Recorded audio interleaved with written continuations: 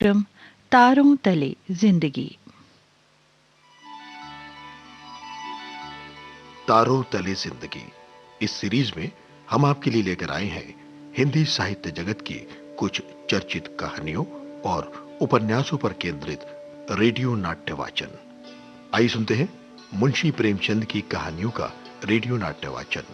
लीजिए सुनिए मुंशी प्रेमचंद की लिखी कहानी बड़े भाई साहब। वाचन स्वर और प्रस्तुति काजल सूरी की है।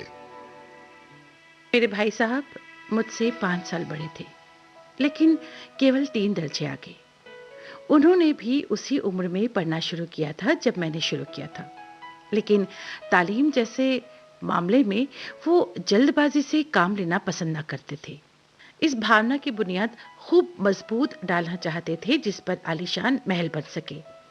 1 साल का काम 2 साल में करते थे, कभी कभी 3 साल भी लग जाते थे। बुनियाद ही पुख्ता ना हो तो मकान कैसे पायदार बने।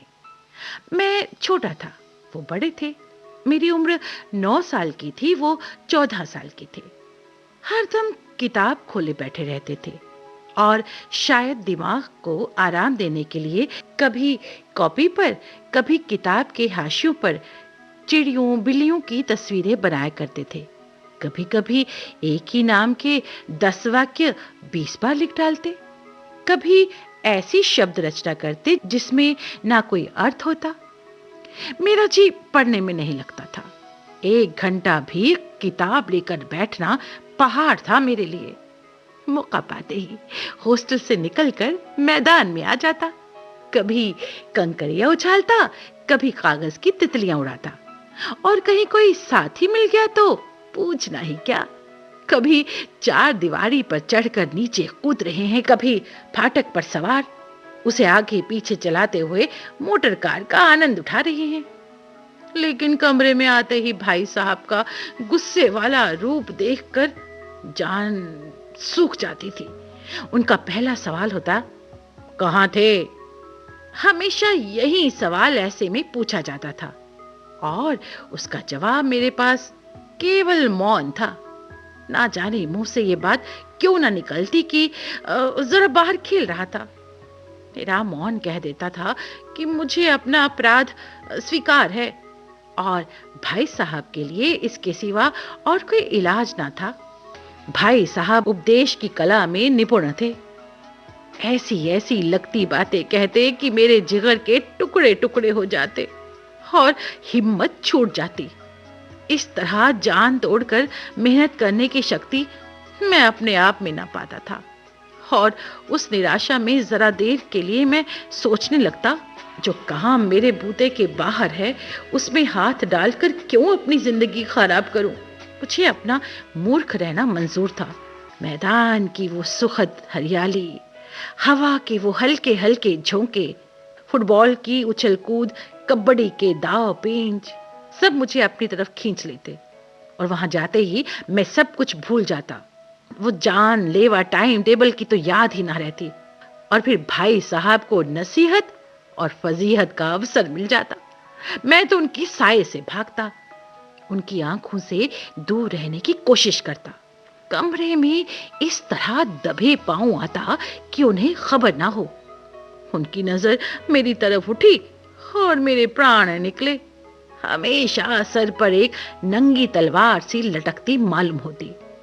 मैं फटकार और डांट खाकर भी खेल कूद का तिरस्कार नहीं कर सकता था। सालाना इम्तिहान हुआ। भाई साहब फेल हो गए और मैं पास हो गया, और वो भी दर्जे में अव्वल आया। मेरे और उनके बीच 2 साल का अंतर रह गया। जी मैं आया भाई साहब को आड़े हाथों लूं और कहूं, आपकी वो घोर तपस्या कहां गई? मुझे देखिए, मजे से खेलता भी रहा और दर्जे में अव्वल भी। लेकिन वो इतने दुखी और उदास थे कि मुझे उनसे बहुत हमदर्दी हुई, और उनके घाव पर नमक छिड़कने का ख्याल भी मुझे बहुत बुरा जान पड़ा।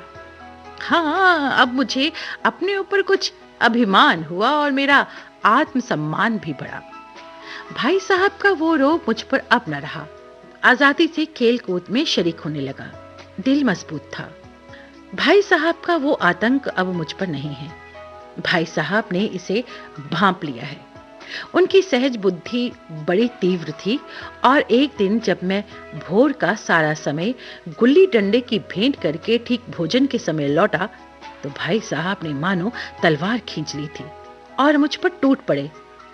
देखता हूं इस साल पास हो गए हो और दर्जे में अव्वल आ गए हो।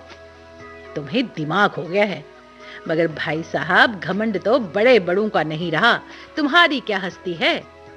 महज इम्तिहान पास कर लेना कोई चीज नहीं, असल चीज है बुद्धि का विकास। आदमी कुछ भी करे पर अभिमान ना करे, इतराए नहीं। अभिमान किया और दीन दुनिया से गया। आपको 4 पन्ने रंगने पड़ेंगे, चाहे जैसे लिखिए। पन्ने भी पूरे फुल स्केप आकार के।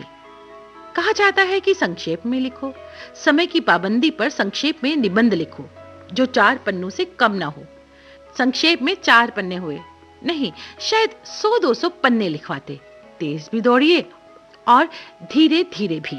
उस पर दावा है कि हम अध्यापक हैं। मेरे दर्जे में आओगे लाला तो ये सारे पापड़ बेलने पड़ेंगे और तब आटे दाल का भाव मालूम होगा। इस दर्जे में अव्वल आगे हो तो जमीन पर पांव नहीं रखते। इसीलिए मेरा कहना मानिए। लाख फेल हो गया हूं मैं, लेकिन तुमसे बड़ा हूं। संसार का मुझे तुमसे ज्यादा अनुभव है। जो कुछ कहता हूं उसे गिरहा बांध लो, नहीं तो पछताओगे। स्कूल का समय निकट था, नहीं तो ईश्वर जाने ये उपदेश माला कब खत्म होती। भोजन आज मुझे निस्वाद लग रहा था। जब पास होने पर यह तिरस्कार हो रहा है तो फेल हो जाने पर शायद प्राण ही ले लिए जाएंगे। भाई साहब ने अपने दर्जे की पढ़ाई का जो इतना भयंकर चित्र खींचा, उसने मुझे भयभीत कर लिया। कैसे स्कूल छोड़कर घर नहीं भागा, यही ताज्जुब है। खेल कूद का कोई अवसर हाथ से नहीं जाने देता था। एक दिन संध्या समय हॉस्टल से दूर मैं पतंग लूटने बेतहाशा दौड़ा जा रहा था। आंखें आसमान की ओर थी। बालकों की एक पूरी सेना लगी हुई थी। किसी को अपने आगे पीछे की खबर ना थी। सभी मानो उस पतंग के साथ ही आकाश में उड़ रहे थे। सहसा भाई साहब से मेरी मुठभेड़ हो गई, जो शायद बाजार से लौट रहे थे। उन्होंने वहीं मेरा हाथ पकड़ लिया और गुस्से से बोले, पतंग के लिए दौड़ते हुए तुम्हें शर्म नहीं आती? तुम्हें इसका भी कुछ लिहाज नहीं कि अब तुम छोटी जमात में नहीं हो बल्कि 8वीं जमात में आ गए हो। मुझसे केवल 1 दर्जा नीचे हो। आखिर आदमी को कुछ तो अपनी पोजीशन का ख्याल रखना चाहिए। एक जमाना था कि लोग 8वां दर्जा पास करके नायब तहसीलदार हो जाते थे। मुझे तुम्हारी इस कम अक्ली पर बहुत दुख होता है। तुम ज़हीन हो, इसमें कोई शक नहीं, लेकिन वो जहन किस काम का जो हमारे आत्मगौरव की हत्या कर डाले। तुम अपने दिल में समझते होंगे कि मैं भाई साहब से महज 1 दर्जा नीचे हूं और अब उन्हें मुझे कुछ समझाने का हक नहीं। मैं तुमसे 5 साल बड़ा हूं और चाहे आज तुम मेरी ही जमात में आ जाओ और अगले साल तुम भले ही मुझसे आगे निकल जाओ, लेकिन मुझ में और तुम में जो 5 साल का अंतर है उसे कोई भी नहीं मिटा सकता। मैं तुमसे 5 साल बड़ा हूं और हमेशा बड़ा रहूंगा। मुझे दुनिया का और जिंदगी का जो तजर्बा है तुम उसकी बराबरी नहीं कर सकते। समझ किताबें पढ़ने से नहीं आती।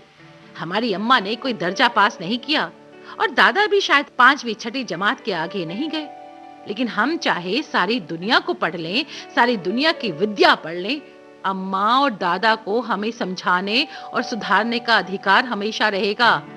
केवल इसलिए नहीं कि वे हमारे जन्मदाता हैं, बल्कि इसलिए कि उन्हें दुनिया का हमसे ज्यादा तजुर्बा है और रहेगा। आज सचमुच अपनी लघुता का अनुभव हुआ और भाई साहब के प्रति मेरे मन में बहुत इज्जत पैदा हुई। मैंने सजल आंखों से कहा, हरगिज नहीं दादा, आप जो कुछ कह रहे हैं ना वो बिल्कुल सच है और आपको कहने का अधिकार है। आप मेरे बड़े भाई साहब हैं। भाई साहब ने मुझे गले लगा दिया और बोले, पतंग उड़ाने को मैं मना नहीं करता, मेरा भी जी ललचाता है, लेकिन क्या करूं? खुद बेराह चलूं तो तुम्हारी रक्षा कैसे करूं? ये कर्तव्य भी तो मेरे सर पर है ना। तभी उसी वक्त एक कटी हुई पतंग हमारे ऊपर से गुजरी। उसकी डोर लटक रही थी। लड़कों का एक गोल पीछे पीछे दौड़ा चला आता था। भाई साहब लंबे हैं ही, उछलकर उन्होंने उसकी डोर पकड़ ली और बेतहाशा हॉस्टल की तरफ दौड़े और मैं पीछे पीछे दौड़ रहा था।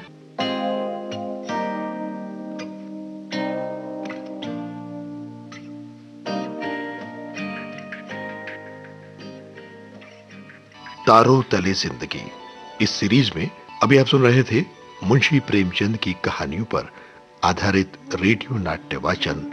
अभी आप सुन रहे थे मुंशी प्रेमचंद की लिखी कहानी बड़े भाई साहब। वाचन स्वर और प्रस्तुति काजल सूरी की थी।